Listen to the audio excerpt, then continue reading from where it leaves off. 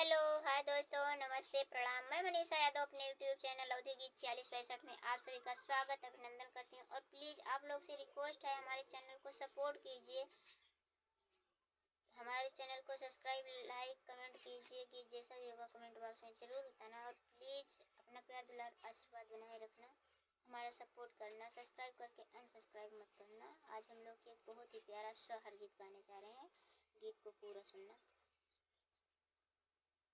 साते घड़ी नावत चढ़ी गए, अरे चढ़ी के उतरे गए, अरे चढ़ी के उतरी गए हो मोरी सखिया नैया बीरा न भैया हो बरैया जुनिया होई गए हो बरैया जुनिया होई गए हो।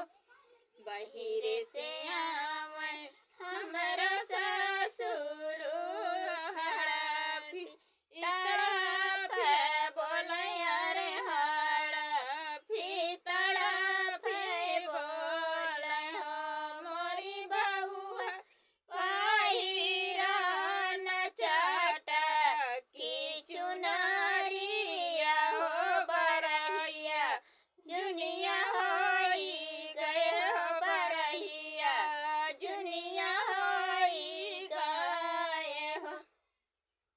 ओ मोरे ससुरु तोहरी चुनरिया सब दिन पहिरब रे आऊ रउनी सदिन रे आऊ रउनी सदिन हो मोरे ससुर भैया चुनरिया सगुनावा हो चुनरिया उहे पहिरब हो चुनरिया उहे पहिरब हो।